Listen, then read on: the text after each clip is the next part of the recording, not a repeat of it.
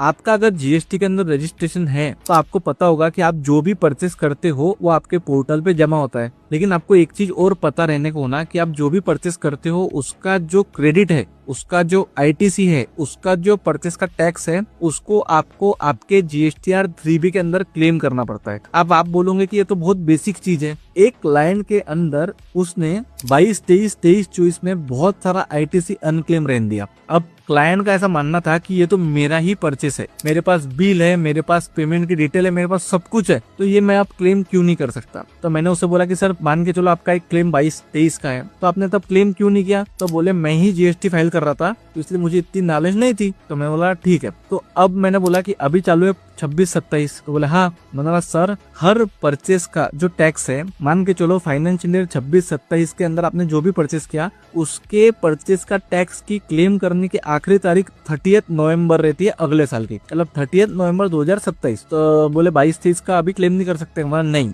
आपको उस साल का क्लेम अगले 30 नवंबर के पहले ही करना है। अगर आपने उससे डिले कर लिया तो बाद में आप क्लेम नहीं कर सकते। वो सारी चीजें आपके अंदर बहुत सारे लिटिगेशन है उस चीज का, और तो उसका वो सारा आईटीसी लॉस हो गया। तो बेसिकली कम नॉलेज अगर है तो कोई भी काम मत करो। मेरा हर किसी को बोलना है, मैं ये नहीं बोलता हूँ कि आप सीए को काम दो, आप कोई प्रोफेशनल को काम दो। आपको अगर जमता होगा तो आप जरूर करो, लेकिन आप वही काम करो जिसपे आपका 100% कंट्रोल है, कमांड है। कुछ पैसे बचाने के लिए आप अपने आप को बर्बादी के रास्ते पे मत लेके जाओ। अगर देखो यूट्यूब पे बहुत सारे वीडियो है कि ऑपरेशन कैसे करना, तो क्या ऑपरेशन में खुद कर लूं क्या, डॉक्टर के पास जाना ही पड़ता है ना। तो ऐसे ही केस है, तो इसमें उसका बहुत सारा लॉस हो गया। तो मैं ऐसा नहीं बोल रहा कि सब लोग जो खुद से कर रहे हैं तो लॉस करेंगे, लेकिन एक ना एक दिन आपसे एक ऐसी मिस्टेक हो जाएंगी जो आपको बहुत भारी पड़ जाएंगी। Thank you.